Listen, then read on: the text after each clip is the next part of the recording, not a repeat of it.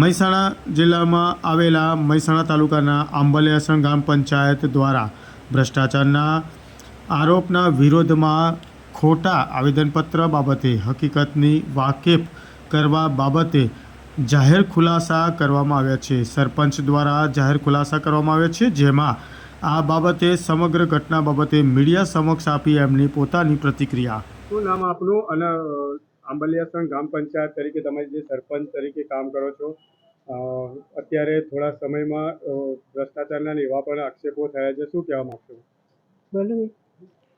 મારું નામ પટેલ કોકિલાબેન પ્રવીણભાઈ છે. હું અત્યારે આંબલિયાસણ ગ્રામ પંચાયતની મહિલા સરપંચના પદ ઉપર સેવા આપું છું અને વહીવટ પંચાયત બોડી અને ગામજનો સાથે રાખીને પૂરી નિષ્ઠાથી માર્ગદર્શન કરીને છતાંય મારા વિરુદ્ધ પંચાયત વિરુદ્ધ મહેસાણા તાલુકા પંચાયત આવેદનપત્ર આપેલ છે.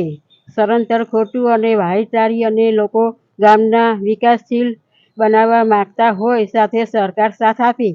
આ તો અમારા વિરુદ્ધ ચૂંટણીમાં હારી ગયેલા ઉમેદવારો પટેલ મંગલેશકુમાર વિનોદભાઈ અને તેમની ટીમ કેન પ્રકારે એમને હેરાન કરવા અને ગામના વિકાસમાં અવરોધ કરે એવા મનસુકા સાથે અધૂરી માહિતી સાથે અરજીઓ કરીને અને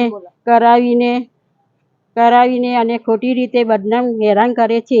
એમના પણ ગામના મકવાના કલ્પેશભાઈ તુલસીભાઈ તેઓએ ઉપર કેસ ચાલે છે અને જામીન ઉપર બહાર ફરે છે. તે માણસો સાથે રાખીને અમારો વિરોધ કરાવે છે અને ગામના ભોળા નાગરિકોને મારી વિનંતી, આવા ખોટા માણસોની વાતમાં આવશો નહીં.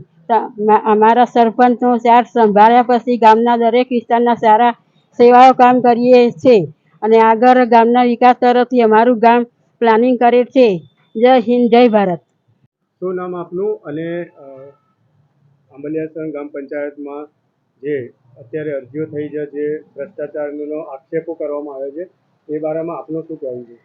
મારું નામ ઠાકોર ગીતાબેન વિજયજી છે. હું અત્યારે આંબલિયાસણ ગ્રામ પંચાયતમાં ઉપસરપંચ તરીકે છું અને જે લોકો આ અરજી આપે છે, મારા નામે કોઈ જમીન જાયદાદ કશું જ નથી અને ખોટી અરજીઓ આપી તાલુકા સુધી પહોંચાડી છે. શું કહેવા માંગશો તમે તંત્રને?